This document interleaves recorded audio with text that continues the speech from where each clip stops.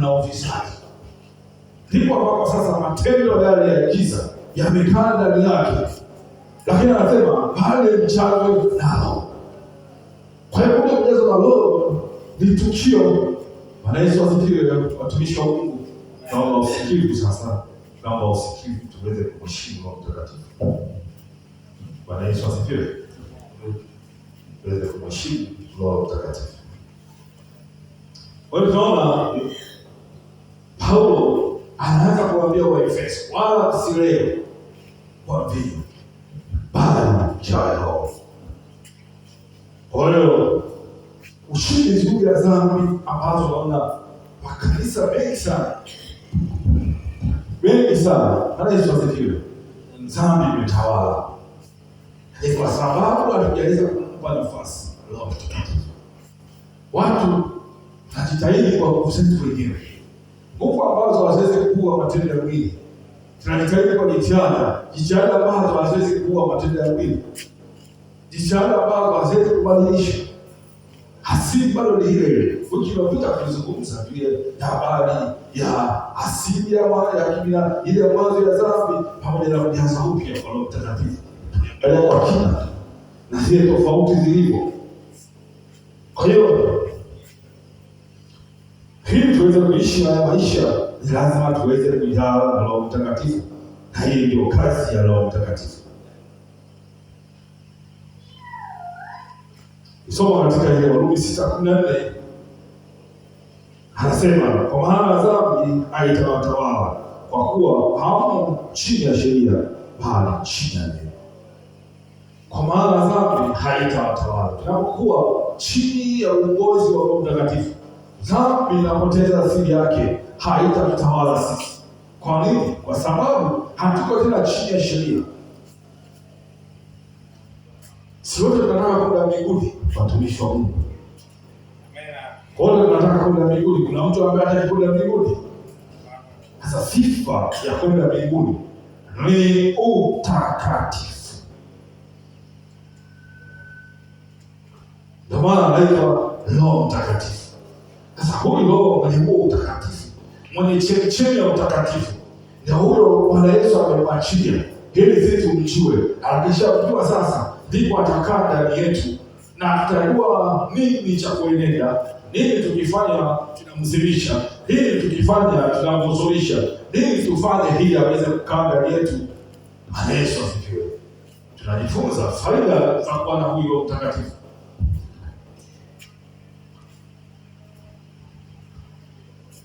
Roho Mtakatifu ni wa muhimu sana,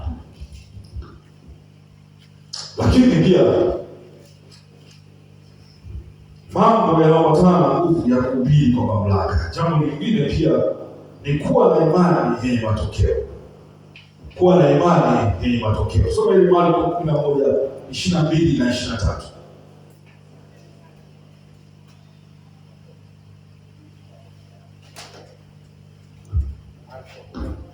22 na 23. Yes. Nayo nasema, Yesu akajibu akamwambia, mwamini Mungu.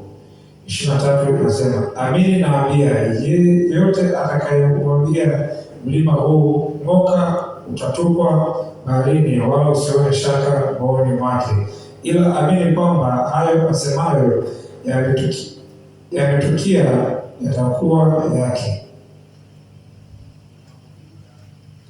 Bwana Yesu asifiwe sana. Huyu ni nani anazungumza habari ya imani? Huyu ni Bwana Yesu mwenyewe. Anasema, mimi nawaambia mtu yeyote atakayemwambia mlima huu ng'oka, na ukatose baharini, wala asione shaka yoyote ndani yake au moyoni mwake, bali akaamini tu asemayo, yatakuwa kama alivyosema. Na asili kubwa ya ishara na miujiza iko katika imani. Ni nani ambaye anaweza kutupa hakikisho ya kwamba kile kitu tunachokizungumza ndani yako kama na imani isiyotikisika, imani isiyokuachia hofu ndani yako? Ni Roho Mtakatifu. Roho Mtakatifu kazi mojawapo alionayo hii pia ni kutupa nguvu ya kuachia imani isiyokuwa na mashaka. pasipo Roho Mtakatifu. Na ndipo sasa unakuta kwa sababu ya kutokuwa na Roho Mtakatifu katika ukamilifu wake, tunaamini tunakujaanza kujaza Roho Mtakatifu. Sasa unajikuta sasa tunakuwa na maandiko mengi ya kutosha, tunajua neno kwa kamili kwa wingi, lakini tunapokuja katika habari ya imani ya mambo yasiyoonekana, bado imani yetu ndani yetu inakuwa na mashaka. Nani anatusababisha kutupa hivyo kiwango cha kupa nguvu ambayo ndani yake kutaachiliwa hali ambayo haitakuwa na mashaka yoyote? Utamwamini Mungu katika namna ya mambo isiyowezekana, na utamwamini Mungu katika mambo yanayowezekana ndani yako. Hiyo kazi Roho Mtakatifu ndio anaoiachilia. Pasipo Roho Mtakatifu huwezi kuwa na hiyo imani hiyo thabiti. Yeye ndio anatujengea uwezo, anatujengea imani na pia na kutupa nguvu. Imani yetu sisi inakuwa thabiti. Unapotamka kitu kinakuwa. Maana Bwana Yesu katika ile Marko 11:23 anasema, mtu yoyote, hajasema askofu, bishop, mchungaji, akasema mtu yoyote atakayeamini na kuambia mlima huu ng'oka. Na siku nilikuwa natoa mfano wa mtumishi wa Mungu Benson Idahosa. Huyu katika watu ambao ni Cold General. Tunasema Cold General ni watu ambao wametembea na Mungu katika maisha yao. Utamkuta Benson Idahosa ni mtu ambaye amejaa imani katika kizazi chake. Kwa hiyo siku moja tu niliamini neno cha kwamba mtapokea nguvu na ishara hizi za Bwana hao waaminio. Mtaweka mikono kwa wafu nao watafufuka. Bwana Yesu asifiwe. Katika hali ya ujanga aliokuwa nao, akaanza kutembea miaka yake kwa sana. Nazungumza miaka ya mwaka 1940 huko na 50. Ni miaka ya nyuma kidogo. Kwa sababu ya ile neno akaanza kutembea nao. Akakuta watu ambao tayari baada ya kutembea watu wengine baadhi tayari chapa wale, lakini akakumbuka neno linasema na ishara hizi za Bwana hao waaminio. Akasema, akatamka neno, yule mtu akafufuka. Lakini huyu mtu si kwamba ameona sehemu. Hawenda alikwambia mchungaji wake ngoja nikukata tamaa, kwa sababu mchungaji hajaweza kuipractice hiyo. Hauimani ya hivyo kitu haijengeka ndani yake. Na sisi tuna uwezo wa kufanya mambo makubwa sana tukimruhusu Roho Mtakatifu. Ndani yetu ishara na ajabu zimekaa. Endapo tutamruhusu Roho Mtakatifu na kufuata vile ambavyo anavyotaka, vile tutapata kumruhusu, ataanza kutuongoza si katika mapenzi yetu, bali katika mapenzi yake. Bwana Yesu asifiwe. Kwa sasa katika Warumi 15:15 tusome kidogo.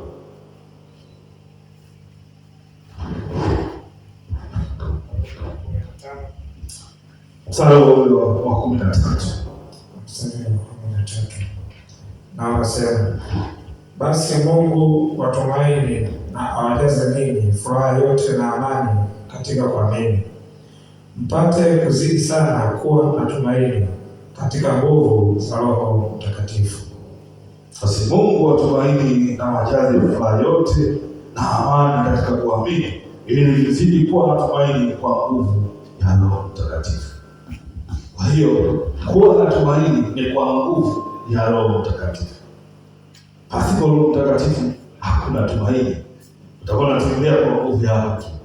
Itakuwa ni kwa muda tu, lakini pia haitakuwa na matokeo, kwa sababu hanaachia matokeo kuachia uhai katika Roho Mtakatifu ndani yetu. Lakini kazi nyingine pia ni kuonesha matunda ya Roho kwa uthibitisho wa nguvu ya ndani. Matunda ya Roho, yeye anaonesha matunda ya Roho kwa uthibitisho ya nguvu ya ndani. Kisoma katika ile Wagalatia 5:22 na 23. Wagalatia inazungumza habari ya matunda ya Roho. Japokuwa huko mbele kidogo tutakuja kujifunza karama za Roho Mtakatifu. Tutakuja kujifunza pia kulinganisha karama na matunda ya Roho. Galatia 5:22 na 23. Yes, nasema lakini tunda la Roho ni upendo, furaha, amani, uvumilivu, utu wema, fadhili na uaminifu. 23. Upole, kiasi. Juu ya mambo kama hayo hakuna sheria. Bwana Yesu asifiwe. Matunda ya Roho hayaonekani tu kwa hali ya nje, mwonekano wa nje, lakini pia inaonekana kwa ile tabia ya ndani kabisa, kwamba huyu mtu amejazwa na Roho Mtakatifu na nguvu za Mungu. Ni pale tutaanza kuona yale matunda ya Roho: upole, kiasi, amani, uvumilivu, wema, fadhili, uaminifu, kiasi. Juu ya mambo kama hayo Biblia inasema hakuna sheria. Kwa hiyo nguvu ya Roho Mtakatifu haitaonekana tu kwa sababu ya haya matendo ya mtu wa nje, kwamba kuna namna fulani utakayoonekana lakini amekosa hivi vitu. Kwa hiyo hili tuoneshe kwamba ushahidi kwamba Roho Mtakatifu ameachilia matunda ya Roho ndani yetu, kwamba yupo na ile nguvu inafanya kazi.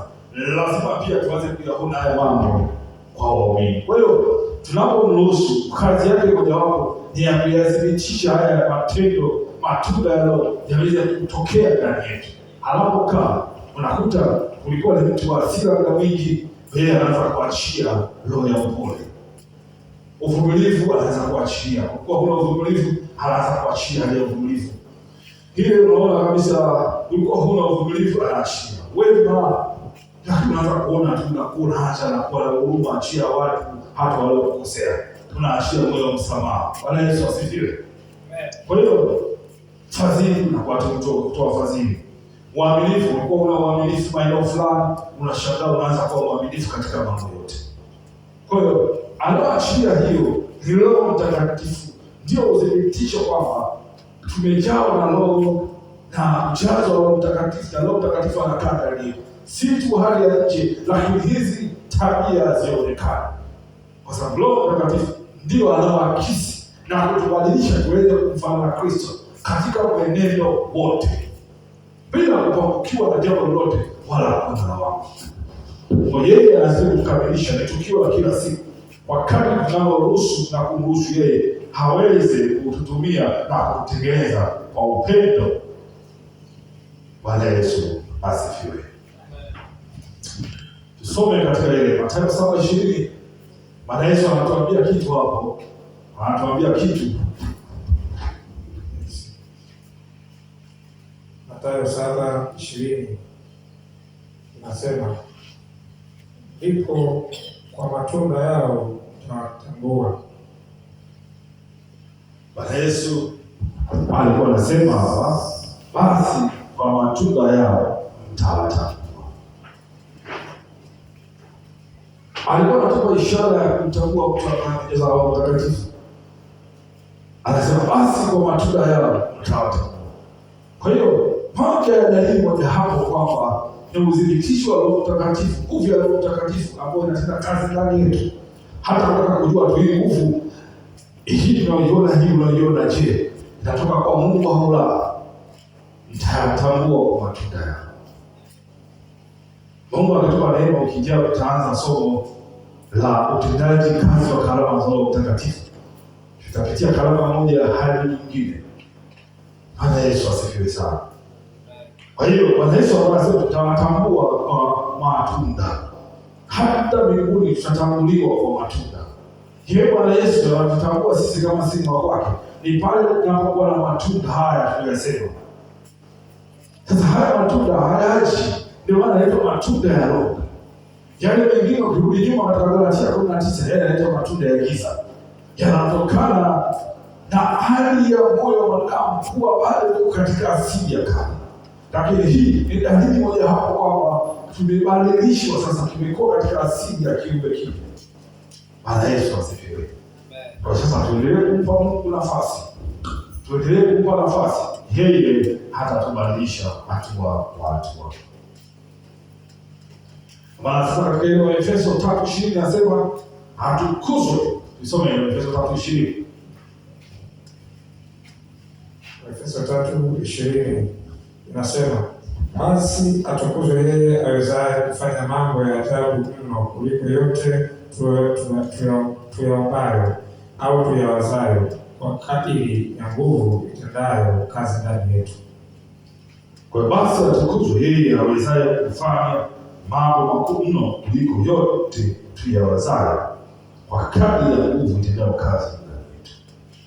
Kwa hiyo kwa kadiri ya Roho Mtakatifu ndivyo ile nguvu inazidi kuongezeka. Kadri tunapotoa muda kwenye maombi, kadri tunapotoa muda kwenye unyenyekevu, kwenye neno, kadri tunapotoa muda kujitoa kwa Mungu, ndivyo ile nguvu inazidi kuongezeka. Nguvu ya utendaji kazi inapishana kwa kadri moyo wa mtu ambaye ameamua kujiachia kwenye unyenyekevu. Bwana Yesu asifiwe. Kwa hiyo tumpe nafasi Roho Mtakatifu atutengeneze. Hizi ni kazi za Roho Mtakatifu katika maisha yetu. Naona kwamba tunakuja kujua kwamba kumbe Roho Mtakatifu ndio amechukua senta nzima ya Ukristo wetu, na yeye ndio njia sahihi ya kwenda kwa Baba. Inasema Yesu ndio njia, lakini anatukamilisha na kutuwezesha Roho Mtakatifu. Yeye hutoa ujasiri wa kusema kweli. Bwana Yesu asifiwe.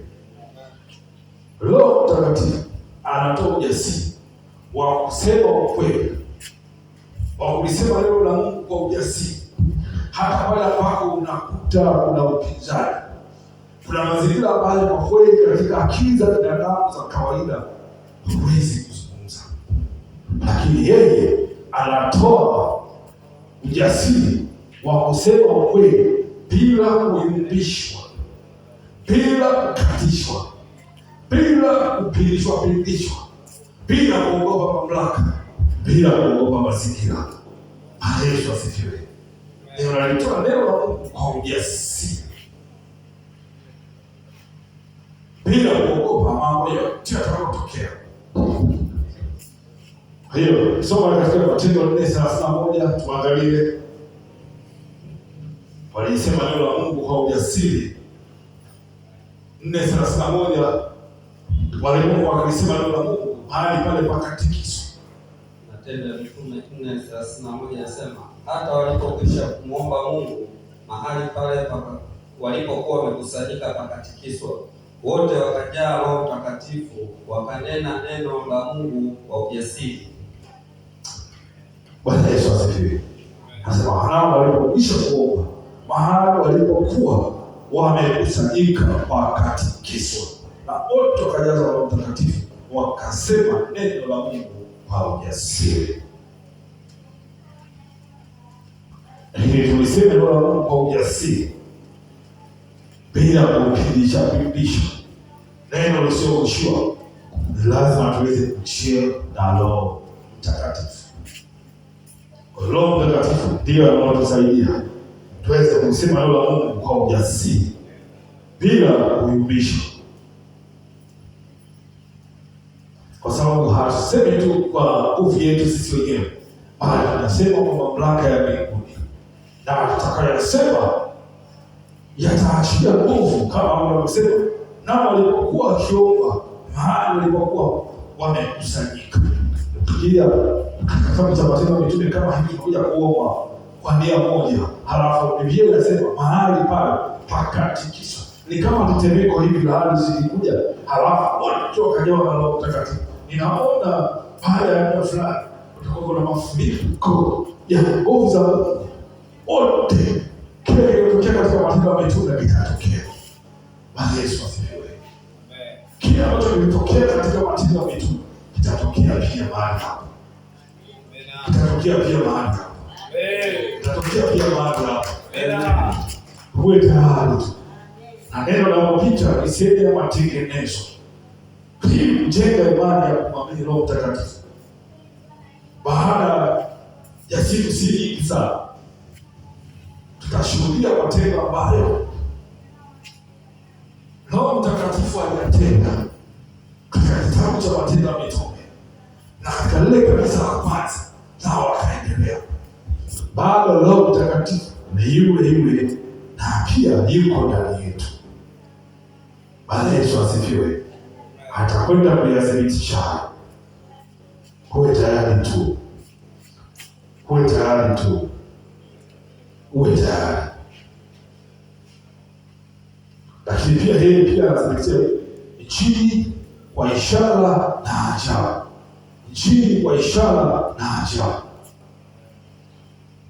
Bwana Yesu asifiwe. Tumeshuhudia katika mikutano mikubwa sana kama Linaliboke, hata katika miaka ya nyuma sana, anakwenda kuhubiri Nigeria, kuna watu wanaokoka watu milioni 2 kwa pamoja, na katikati ya ile mikutano ishara na ajabu zinatendeka. Wala si huko tu, hata katika mikutano mingi tukirudi nyuma kidogo, Moses Kola mwenyewe katika mikutano yake alikuwa akihubiri, ishara na ajabu zilikuwa zinatendeka.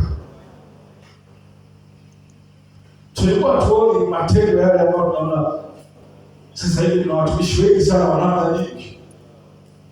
Yesu asifiwe. Sitaki kusema huko, lakini ninachosema ni kwamba hata sisi Mungu anatokea watu ambao watapokuwa kuhubiri Injili, ishara na ajabu zitatendeka. Anaofanya kazi hiyo ni Roho Mtakatifu mwenyewe. Pata kwa jasho nguvu za Mungu tunapokwenda kuhubiri, ishara na ajabu na matendo makuu yatatendeka kwa sababu ni Roho Mtakatifu kwa ajili ya kumdhibitisha Kristo. Leo Linaliboke wakati anaenda Lataya ni sote kama sikosei Afrika. Kwa sababu yeye aliitwa wito wa kuhubiri Injili Afrika.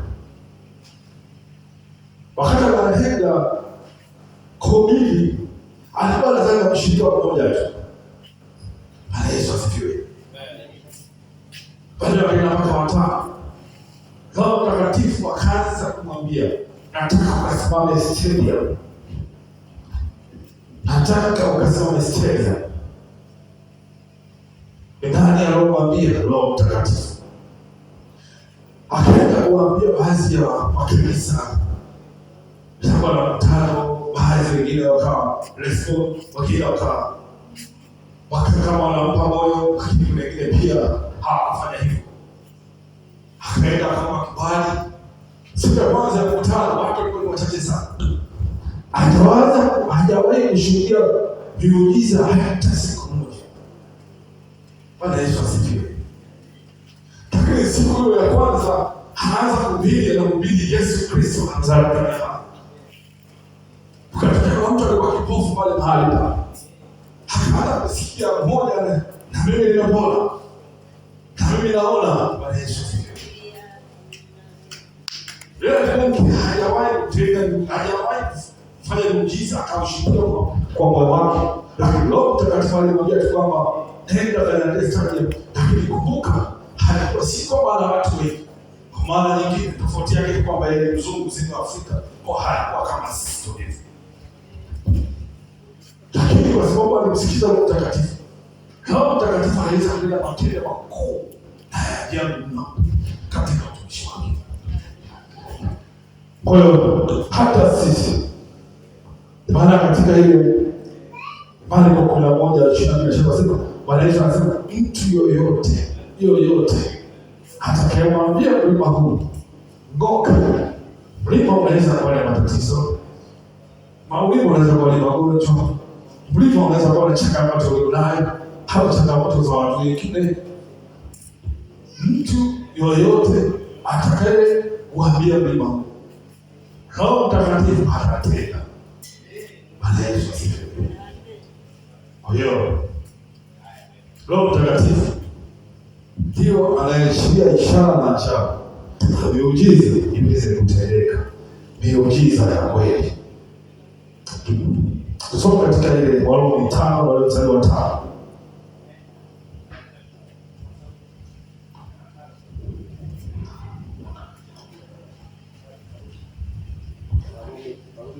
5 mstari wa 5.